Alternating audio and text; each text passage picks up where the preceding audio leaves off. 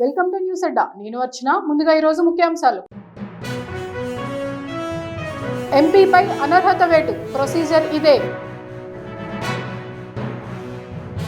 BRS కు అధికారం ఇచ్చిన చేదు జ్ఞాపకాలే మిగిలాయి కవిత. బీజేపీ అభ్యర్థి మహాదేవప్ప ఆత్మహత్య స్పందించిన మంత్రి శ్రీహరి. మాదాపూర్లోని ఖానామెట్లో హైడ్రా కూల్చివేతలు ఉద్రిక్తత. తెలంగాణ పంచాయతీలకు శుభవార్త, కేంద్రం నుంచి 387 కోట్లు విడుదల. ప్రభుత్వ పాఠశాలల్లో మౌలిక సదుపాయాలను మెరుగుపరుస్తాం నారా లోకేష్. వివరాల్లోకి వెళ్తే, లోక్సభలో ప్రతిపక్ష నేత కాంగ్రెస్ ఎంపీ రాహుల్ గాంధీ చేసిన వ్యాఖ్యలపై బీజేపీ మండిపడుతోంది. అమెరికాతో కుదిరిన ట్రేడ్ డీల్ను విమర్శిస్తూ దేశాన్ని అమెరికాకు అమ్మేశారంటూ రాహుల్ గాంధీ వ్యాఖ్యానించడాన్ని బీజేపీ ఎంపీ నిషికాంత్ దూబే తీవ్రంగా పరిగణించారు. రాహుల్ గాంధీపై అనర్హత వేటు వేయాలని డిమాండ్ చేశారు. సభ నుంచి బహిష్కరించడంతో పాటు రాహుల్ గాంధీని జీవితకాలం పాటు ఎన్నికల్లో పోటీ చేయకుండా నిషేధం విధించాలని కోరారు. సభ్యత్వ రద్దు ప్రక్రియను ప్రారంభించాలని కోరుతూ లోక్సభలో నోటీసు ఇచ్చారు. ఈ క్రమంలో ఎంపీల సభ్యత్వాన్ని తొలగించే ప్రక్రియపై చర్చ జరుగుతోంది. పార్లమెంటు సభ్యుడికి వ్యతిరేకంగా సహచర సభ్యుడు లేదా పార్టీ అధికారికంగా ఫిర్యాదు చేయడంతో తొలగింపు ప్రక్రియ ప్రారంభమవుతుంది. ఈ ఫిర్యాదును స్పీకర్ ఎథిక్స్ కమిటీకి రిఫర్ చేస్తారు. సభ్యుడిపై వచ్చిన ఆరోపణలపై కమిటీ విచారణ జరిపి స్పీకర్కు నివేదిక సమర్పిస్తుంది. సదరు సభ్యుడిని దోషిగా తేల్చి అతడిపై అనర్హత వేటు వేయాలని రికమెండ్ చేస్తే ఆ రిపోర్టును స్పీకర్ లోక్సభలో చర్చకు పెడతారు. దీనికి మెజార్టీ సభ్యులు ఆమోదం తెలిపితే సదరు సభ్యుడిపై అనర్హత వేటు పడుతుంది. కేసీఆర్ నేతృత్వంలో తెలంగాణ ఉద్యమం సాగినప్పుడు ఉద్యమకారులు, అమరవీరుల కుటుంబాలకు న్యాయం జరుగుతుందని భావించామని, కానీ రాష్ట్రం వచ్చాక తీరని అన్యాయం జరిగిందని కేసీఆర్ కుమార్తె జాగృతి అధ్యక్షురాలు కల్వకుంట్ల కవిత ఆరోపించారు. బాగ్లింగంపల్లిలో తెలంగాణ జాగృతి ఆధ్వర్యంలో జరిగిన ఉద్యమకారుల ఆత్మగౌరవ సభలో కవిత మాట్లాడుతూ ఉద్యమ సోయిలేని రేవంత్ రెడ్డి సీఎం కావడం తెలంగాణ చేసుకున్న దౌర్భాగ్యమని మండిపడ్డారు. ఎన్నికల సమయంలో ఇచ్చిన హామీలను రాబోయే బడ్జెట్లో కాంగ్రెస్ ప్రభుత్వం తప్పక నెరవేర్చాలని డిమాండ్ చేశారు. హామీలు నెరవేర్చకపోతే ఊరుకోవమని హెచ్చరించారు.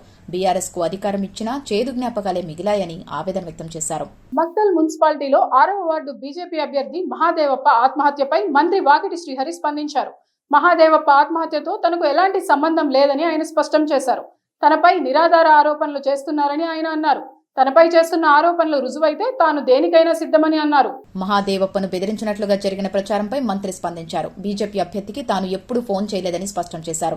తన ఫోన్ కాల్ డేటాను పరిశీలించవచ్చని అన్నారు. పోస్టుమార్టం నివేదిక తర్వాత వాస్తవాలు వెలుగు చూస్తాయని అన్నారు. మహాదేవప్ప ఆత్మహత్య కేసులో చట్టం తన పని తాను చేసుకుపోతుందని అన్నారు. ఎన్నికల భయంతోనే మరణించినట్టు కుటుంబ సభ్యులు తెలిపారని వివరించారు. హైదరాబాద్ లోని మాదాపూర్ ఖానామెట్లో ఉద్రిక్తత నెలకొంది. సర్వే నెంబర్ 55లో రోడ్డుపై ఉన్న దుకాణాలను హైడ్రా అధికారులు కూల్చివేశారు. ఇక్కడి అర్ధనారీశ్వర ఆలయం సమీపంలోని నిర్మాణాలను కూల్చివేస్తుండగా ఆలయ కమిటీ సభ్యులు, పూజారులు, స్థానికులు అడ్డుకునే ప్రయత్నం చేశారు. దీంతో అక్కడ కాసేపు ఉద్రిక్తత ఏర్పడింది. ఈ నిర్మాణాలపై స్టేటస్ కో ఉందని, అయినప్పటికీ హైడ్రా అధికారులు కూల్చివేశారని స్థానికులు ఆవేదన వ్యక్తం చేశారు. ఎలాంటి ముందస్తు నోటీసులు ఇవ్వకుండా దౌర్జన్యంగా కూల్చివేతలు చేపట్టారని ఆందోళనకు దిగారు. తమకు న్యాయం చేయాలని బాధితులు రోడ్డుపై బైఠాయించి ధర్నాకు దిగడంతో ఉద్రిక్తత చోటు చేసుకుంది. కాగా అనుమతులు లేకుండా భవనాలు, షెడ్డు నిర్మించారని ఆరోపిస్తూ హైడ్రా కూల్చివేతలు చేపట్టింది. ప్రభుత్వ భూమిలో రోడ్డు పక్కన అనధికారికంగా దుకాణాలు ఏర్పాటు చేశారని, అవి అక్రమ నిర్మాణాలని హైడ్రా అధికారులు చెబుతున్నారు. తెలంగాణలోని గ్రామ పంచాయతీలకు ఆర్థిక సంఘం 387 కోట్ల నిధులు విడుదల చేసింది. వారం రోజుల క్రితం తొలి విడతగా 259.36 కోట్లు విడుదల చేసింది. తాజాగా మరోసారి విడుదల చేయడంతో 2 విడతల్లో కలిపి 646.46 కోట్ల నిధులను కేంద్ర ప్రభుత్వం విడుదల చేసినట్టయింది. ఈ నిధులతో గ్రామ పంచాయతీల్లో పెండింగ్ లో ఉన్న పనులకు, మౌలిక సదుపాయాల కల్పనకు ఊతం లభించనుంది. కేంద్రం నుంచి గ్రామ పంచాయతీలకు మరో 2,400 కోట్ల రూపాయల నిధులు రావాల్సి ఉంది.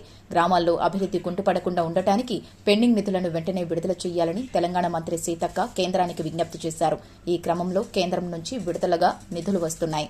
ప్రభుత్వ పాఠశాలల్లో మౌలిక సదుపాయాలను మెరుగుపరుస్తామని విద్యా, ఐటీ శాఖల మంత్రి నారా లోకేష్ పేర్కొన్నారు. పాఠశాలలకు సంబంధించి శాసన మండలిలో సభ్యులు అడిగిన ప్రశ్నలకు మంత్రి సమాధానం చెప్పారు.